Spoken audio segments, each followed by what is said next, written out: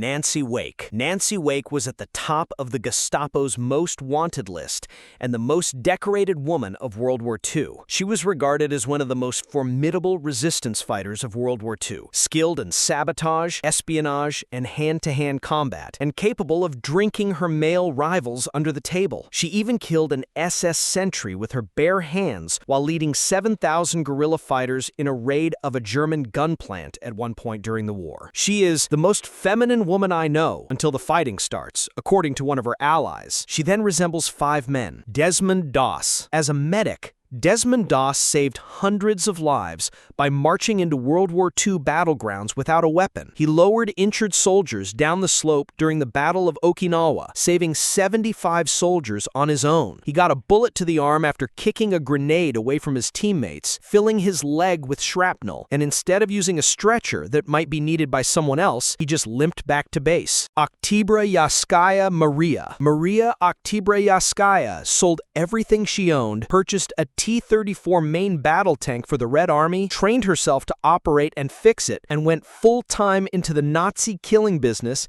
after the Nazis invaded her native Kiev and killed her husband. She destroyed machine gun nests, fixed the tank in the middle of combat, and drove the tank into a battle in Smolensk with the words, "Fighting Girlfriend," displayed on the turret. She did this twice more before she was eventually murdered by the Nazis in 1944. Teddy Roosevelt. In addition to being president, Teddy Roosevelt has received the Nobel Peace Prize, the Medal of Honor, and the status of war hero. As a police commissioner, he sought to purge the corrupt NYPD from the inside out, defeated an armed bully in a bar brawl, and, of course, delivered a stirring statement immediately following his shooting. Peter Freuchen. This 6'7" Danish polar explorer used pliers to amputate his own toes after suffering frostbite, and used his own frozen excrement to make a knife to help him escape an avalanche in Greenland. After escaping from Nazi captivity during World War II, he won $64,000 on the game show The $64,000 Question. Eugene Jacques Bullard. Born poor and black in the Deep South in 1995, Eugene Jacques Bullard realized right away that this was a cruel deal. At the age of 11, he boarded a German freighter, traveled over the Atlantic, and arrived in London, where he became the first African-American military pilot to fight, a boxer, and a vaudevillian. He also opened a nightclub in Paris where he played drums and partied with Josephine Baker, and he had a rhesus monkey as a companion. Running Eagle. A Blackfoot lady named Running Eagle was one of the few female Indian war chiefs in history. At the age of 15, she took her father's gun, which she had killed, and started assaulting adversaries with such zeal that the elders ordered her on a vision quest to discover her true destiny. It seems that she became so fierce that other warriors pleaded with her to accompany her on her missions, not to marry them though. She stood out as a very courageous chief who was one of the first to use firearms in combat. Warren Creasy, known as the baddest man in the 761st Tank Battalion, the first all-black armored battalion, Warren G.H. Creasy was a Nazi killing machine who used a rocket launcher to destroy Nazi artillery from an exposed position while serving in combat for more than 180 days in a row. He received 4 Purple Hearts and a Silver Star Medal for his 300 to 400 kills. He later served as a prison guard in Nuremberg, keeping infamous war criminals in line, before leaving to fight another war in Korea. Leonid Rogozov. Leonid Rogozov discovered he had severe appendicitis in 1961 while working as a Soviet physician on a team assigned to a remote facility in Antarctica. "It seems that I have appendicitis. I am keeping quiet about it," Rogozov wrote in his notebook, not wanting to stir up any controversy. He subsequently underwent an emergency appendectomy on himself under deep anesthesia. In a few weeks, he returned to work. Michael Hell-Roaring Healy. Michael A. Hell-Roaring Healy, a Coast Guard icon who has already saved lives. Healy later became the first African-American man to serve as a ship commander for the United States government. As the only federal law enforcement officer in the enormous region, he patrolled the Alaska coastline alone for over 20 years, winning the respect of Alaskans as a judge, doctor, and police officer. Richard Francis Burton. Richard Francis Burton was a controversial historical figure whose intense interest in people's sexual activities may have overshadowed his intelligence. However, this 19th century linguist was an army captain in the East India Company, spoke spoke more than 20 languages, and traveled to Mecca in disguise when it was illegal. He was knighted, served as British consul, and co-translated the original Kama Sutra. Edith Garud. Edith Garud was one of the first female martial arts instructors in the West. In 1908, she trained a group of 30 suffragettes to defend themselves against the police by applying her knowledge and skills. In order to defend Emmeline Pankhurst, the head of the organization, the England-born Garud would jiu-jitsu her way through police officers. She once said, "Women are exposed to many perils nowadays, because so many who call themselves men are not worthy of that exalted title." Daniel Inouye. Daniel Inouye was shot in the stomach while still carrying a grenade during a flanking move against 3 German machine gun nests. He was bleeding profusely when he crept over to the last bunker and cocked his arm to throw, but German fire hit him, nearly severing the arm that held the grenade. However, Inouye destroyed the nest by tearing the live grenade from the flesh of his severed limb and throwing it. After being shot in the leg, his fellow soldiers rushed to his aid, but he yelled, "Nobody called off the war!" and told them to return to their places. After a while, he was taken to a field hospital where the rest of his arm was amputated without the use of anesthesia. He later went off to become a 9-term U.S. Senator for Hawaii. Hugh Glass. The core plot of Hugh Glass's legend is that the American fur trapper and frontiersman was completely mauled by a grizzly bear and abandoned for dead by his fellow adventurers, though it's hard to tell how much of it is real and how much is a fabrication. After a few days, he woke up, allowed maggots to feed on his wounds to keep them from getting infected, and crawled to the Cheyenne River, where he made a makeshift raft and sailed to Fort Kiowa for 6 weeks while subsisting on berries and roots. After recovering, he went back to the frontier to work as a fur trapper because, well, why not? Juliane Kokke, then 17, was involved in a plane crash on Christmas Eve 1971, and she fell into the Amazon rainforest without a parachute. After 11 days of hiking through forest and crocodile-infested rivers, she eventually arrived at a logging camp with several serious injuries and little food recovered from the wreckage. She then set out on a 7-hour canoe journey to reach a pilot who could take her to a hospital. She was the crash's only survivor.